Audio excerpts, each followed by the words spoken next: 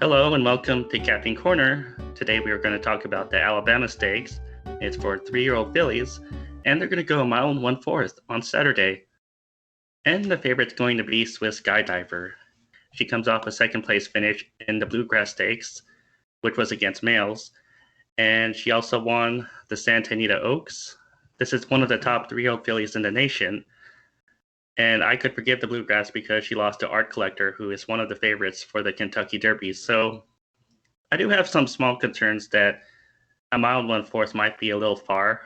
What do you think? Can Swiss Guide ever get the distance? She really doesn't want 10 furlongs against top company. But against this field, I think she can relish the distance. It's not the same to run 10 furlongs against in the Kentucky Derby or 10 furlongs against a weaker field. So I think she's going to get the distance very well. Do you see any pace problems for her? Maybe Crystal Ball affecting her on the pace? I don't think she really needs the lead to skydiver.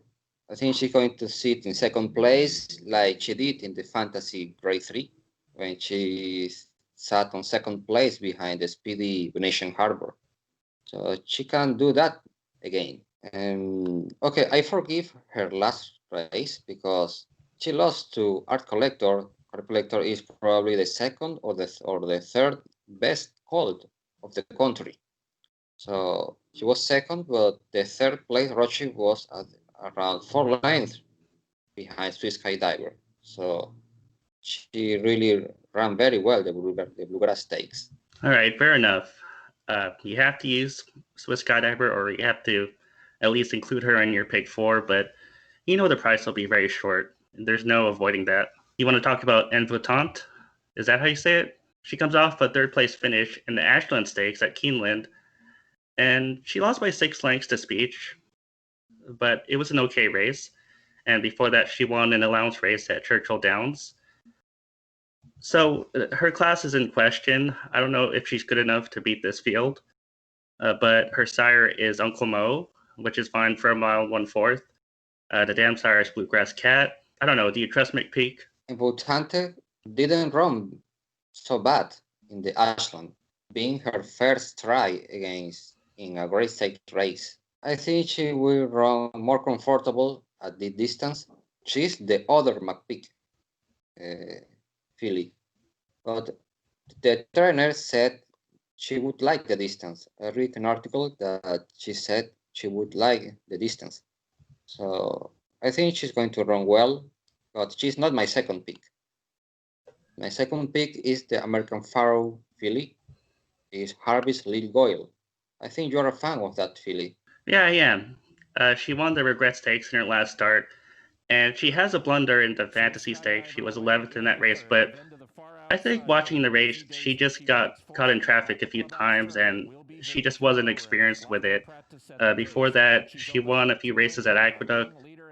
She won the Busanda Stakes by 7.5 lengths, and I thought that was pretty impressive. I know it's Aqueduct, but the part I really like is her pedigree. It's American Pharaoh over Gloria S., and Gloria S. is a half sister to I'll Have Another, who won the 2012 Kentucky Derby and the 2012 Preakness. And so the pedigree's there to get 10 furlongs. What do you think? Yes, Harvey's Lil Goyle. I like the pedigree for the distance. But the thing I don't like is that her best races were on Aqueduct. She faced another weak level. When he tried in the fantasy, he was a not threat because you said he got a lot of traffic, but he never was a threat. And her last race was on the turf, a grade 3. He won that race. I think the distance would be okay, but she needs to move forward to beat Swiss Skydiver. I think she can. I mean, she's still learning the game.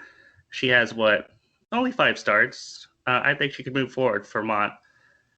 And if Swiss Skydiver doesn't fire for whatever reason, I think she could be right there. Yes, well, her Busanda Stakes that was last year. That was it was on February. That was really impressive at Aqueduct.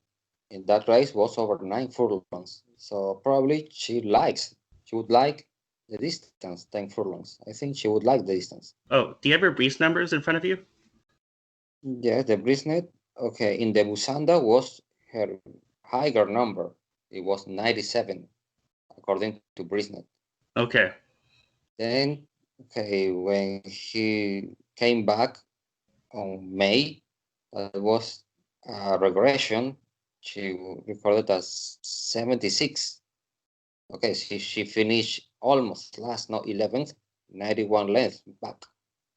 Well, in that race, she was well beaten, well bet. She was around 5-1. So she gets she got some money in that race. Right, I bet her in that race, yeah. Yes. Oh, you bet. Okay, and in her last race, okay, she was 11-1. Probably people didn't like her because the race was on turf. But the American Pharaohs loves the turf. He won that race and he was a kind of upset. Now she's back to Junior Alvarado. That is, I think that is a plus because Junior Alvarado is a key trainer for William Mott. Right. Well, I'm going to give her a shot. I know she's not the best horse on paper, but I don't think there's any price to Swiss Skydivers. So if I was playing a pick four, I'd at least include her. Another filly probably is the Spice is Nice. Spice is Nice. Okay, he broke her maiden by 12 lengths, and people hype her a bit. Then she struggled when he faced Great Stakes Company. Do you think she's really a good filly? I think she's a bit overrated. I mean, she was fifth in the Gulfstream Park Oaks, 10 lengths behind Swiss Skydiver. And then she won an allowance race at Belmont. But who did she beat? Seymour? Overjoyed? I don't know who those horses are. I think she's No. overrated because she's a Pletcher. What do you think? Yes, she beat a very weak field last time out. Overjoyed is, if I not wrong, his half sibling to War Story. Okay. But well, she is not War Story. So I think she's a bit slow and she's not the filly that people thought when he broke her maiden. So I don't like her in this spot. Right. And remember how Spice is Nice? No, not Spice is Nice. Remember how Tonal is Shape did in the, I think it was the Coaching Club American Oak. She was pretty terrible. And that's Yes, about her level. yes. And she wasn't able to beat Tonally Shape. So well, I got to pass on that filly. What do you think Yes, of Bunny Bonnie. South? Yes, Bonnie South, see by Brad Cox. Brad Cox is a very sharp trainer. She needs to improve a lot to be competitive in this spot.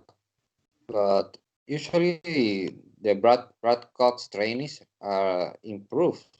So I'm not sure she can win, but probably she will run better than the Ashland. Yeah, I have some concerns about whether she could get a mile 1/4 because Munnings on top, but it is tapped on the bottom. I didn't like her Ashland race at all.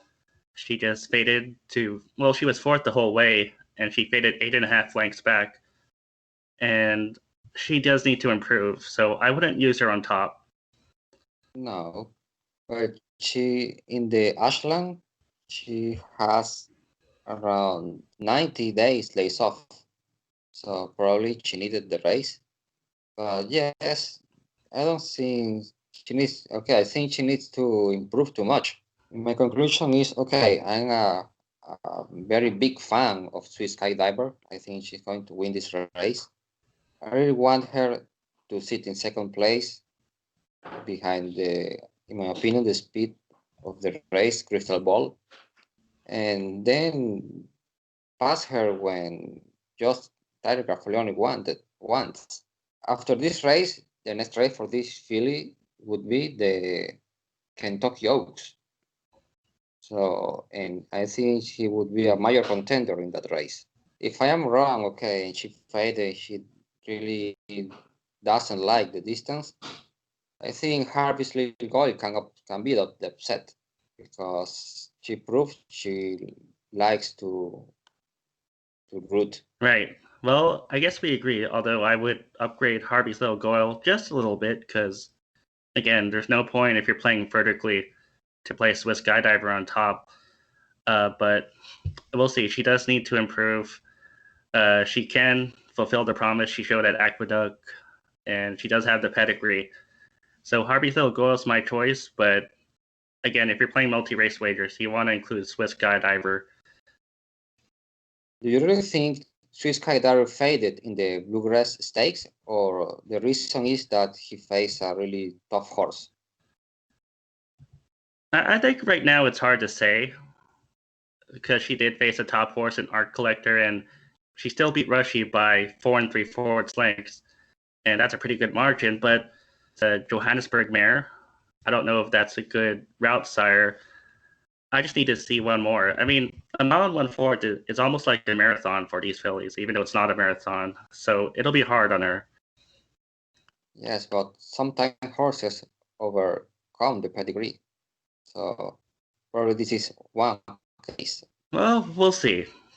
Okay. That's our show for today. Thanks for watching. I hope you hit all your bets, and our social medias are down below this video. And we'll talk to you next week. Okay. See you next week.